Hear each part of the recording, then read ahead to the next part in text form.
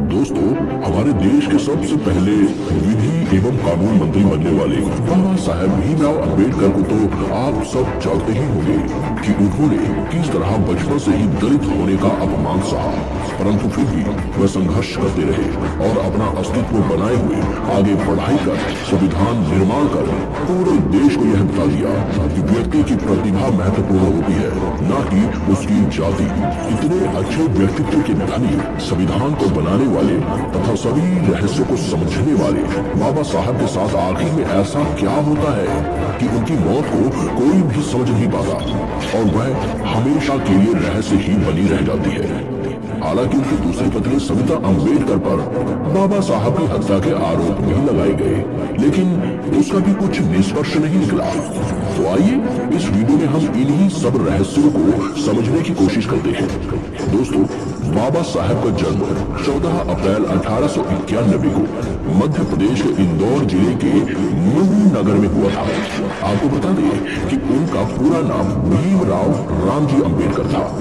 ये मराठी परिवार से संबंधित थे। उन्होंने अपनी प्रारंभिक शिक्षा मुंबई में पूरी की और उसके बाद हायर स्टडीज के लिए वो लंदन चले गए। आपको जानकर आश्चर्य होगा कि उन्होंने न केवल एक बल्कि 4 PhD डिग्रियां हासिल की, जिसके बाद वो भारत में आकर अपने कानूनी संबंधी कार्यों से जुड़ गए। वे दलितों का दर्द समझते थे, इसीलिए उन्होंने अपना पूरा जीवन दलितों के उत्थान के लिए ही समर्पित कर दिया। आगे चलकर समानता के लिए आरक्षण व्यवस्था पर भी इन्हीं के द्वारा ही जोर दिया गया था।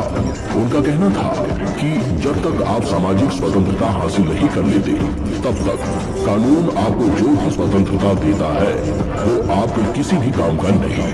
आपको बता दें कि बाबा साहब को डायबिटीज, ब्लड प्रेशर, नीट राइस, आर्थराइटिस जैसी लाइलाज बीमारियां थी, जिसके कारण उनका सफर बहुत मुश्किल रहा था और शरीर भी बेहद कमजोर हो गया था। यहाँ तक कि आर्थराइटिस के कारण वो कई रातों तक बिस्तर पर दर्द से परेशान रहते थे। बाबा साहब की पहली पत्नी रमाबाई का लंबी बीमारी के चलते सन 1935 में निधन हो गया था, जिसके बाद वे बहुत अकेले पड़ गए थे। बाबा साहब का बेटा भी मुंबई में रहने लगा था और अन्य लड़कों के जैसे ही वह भी कभी कभार ही अपने पिता को देखने आता था।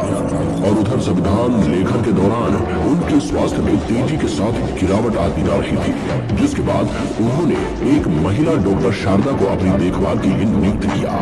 डॉक्टर शारदा एक ब्राह्मण परिवार से ताल्लुक रखती थी।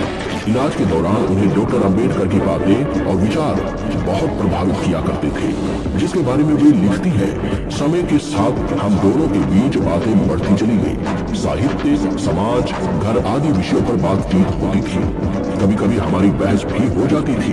डॉक्टर अम्बेडकर ध्यान से मेरे तर्क सुनते थे, फिर अपनी बात कहते थे। इन्हीं सब बातों के बाद 16 मार्च 1948 को बाबा साहब डॉक्टर शारदा से कोर्ट मैरिज कर लेते हैं और वह एक पत्र में इस बारे में जिक्र करते हुए बताते हैं कि सेवा टहल के लिए नर्स या घर संभालने वाली किसी औरत को रखने पर लोगों के मन में शंकाएं पैदा हुई।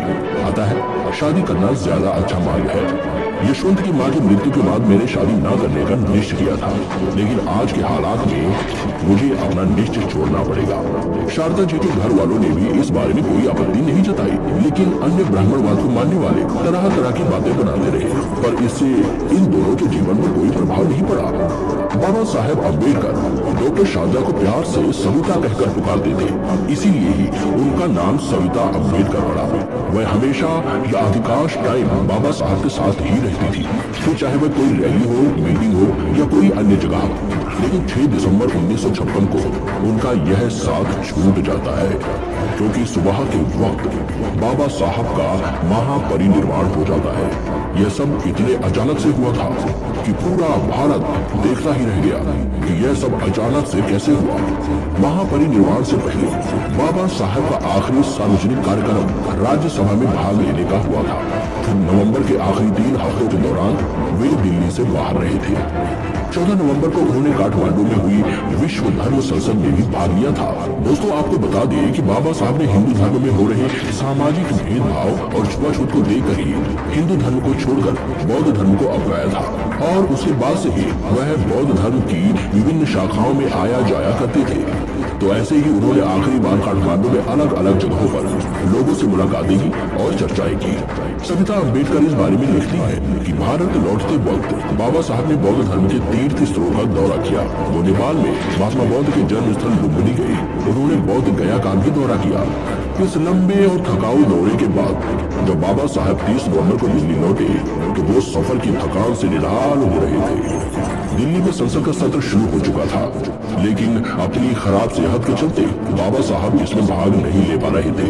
पर फिर भी 4 दिसंबर को उन्होंने राज्यसभा की कार्यवाही में शामिल होने की जिद की और अपने डॉक्टर मित्र के साथ वो गए भी और दोपहर बाद लौट आए। कोई नहीं सोच सकता था यह बाबा साहब का संसद में आखिरी दौरा होने वाला है। फिर माई साहब यानी सविता अम्बेडकर आखिरी वक्त तक बाबा साहब के साथ ही रही थी। उन्होंने अपनी जीवनी में बाबा साहब के आखिरी वक्त के बारे में बहुत ही विस्तार से लिखा है। वे बताती है कि महापरिनिर्वाण से एक दिन पहले अर्थात 5 दिसंबर को बाबा साहब 8:30 बजे सोकर उठ गए थे। फिर माई साहब चाय की ट्रे लेकर उनके कमरे में गई और उन्हें जगाया। दोनों ने साथ में ही चाय पी। फिर माई साहब ने बाबा साहब को सुबह के रोजमर्रा के काम निपटाने में मदद की और उसके बाद उन लोगों ने साथ में नाश्ता किया और बंगले के बरामदे में बैठकर कुछ बातें की।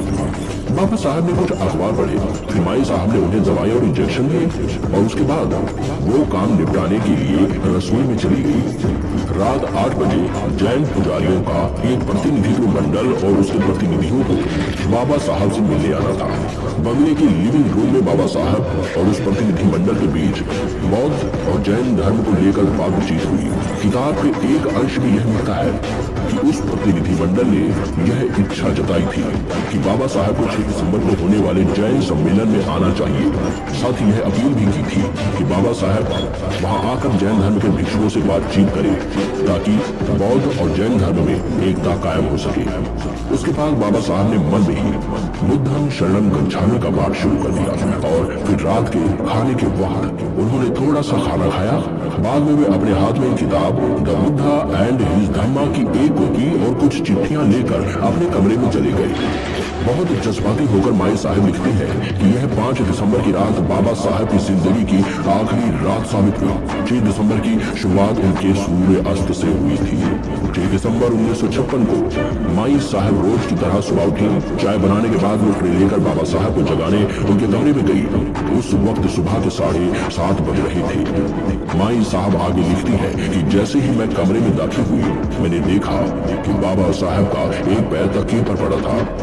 मैंने बाबा साहब को 2 या 3 बार आवाज दी, लेकिन उनके बदन में कोई हरकत नहीं हुई। मैंने सोचा कि वो गहरी नींद में सो रहे हैं, तो मैंने उन्हें हिलाया और जगाने की कोशिश की और अब तक माई साहब को समझ में आ चुका था कि बाबा साहब का महापरिनिर्वाण हो चुका है। जिसके बाद वह रोने लगी और रोते रोते ही उन्होंने अन्य सहयोगियों को फोन लगाया। फिर बाबा साहब के पास ही शरीर को मुंबई ले जाया गया, जहां पर पूरी मुंबई बाबा साहब के अंतिम संस्कार की गवाह बनी।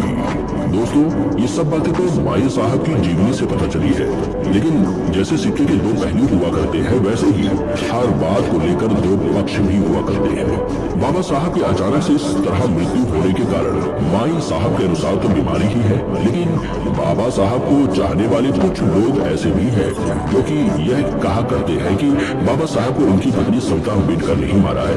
हालांकि इसके पीछे यह तथ्य सामने आता है कि माई साहब को पसंद नहीं था कि बाबा साहब ज्यादा लोगों से मिले, इसीलिए वह बड़े ही गिने चुने लोगों से बाबा साहब को मिलने दिया करती थी, वह भी बहुत कम समय के लिए। तो ऐसे बाबा साहब से ना मिलने वाले लोगों का एक समूह माई साहब के प्रति द्वेष की भावना रखने लगा था और इसका ही परिणाम निकला कि बाबा साहब की अचानक मृत्यु होने पर वे सभी लोग माई साहब को ही इन सब का दोषी बताने लगे।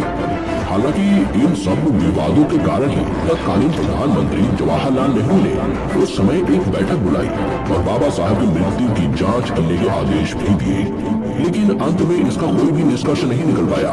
परंतु यह जरूर सिद्ध हो गया कि बाबा साहब की मौत की वजह सविता अम्बेडकर नहीं थी और आज तक यह बात बहस ही बनी हुई है कि आखिर बाबा साहब की मृत्यु कैसे हुई। इस पर बहुत सी आरटीआई भी दाखिल हो चुकी है, पर सरकार द्वारा अंत में कोई भी निष्कर्ष नहीं निकाला जा सका। दोस्तों, बाबा साहब की मृत्यु के बाद सभी दलित आदिवासी खुद को अकेला सा महसूस करने लगे थे, क्योंकि अब उनके हितों के लिए आवाज उठाने वाला कोई भी नहीं था। बाबा साहब ने अपने अनुयायियों को 3 संदेश भी दिए थे: शिक्षित बनो, संगठित रहो,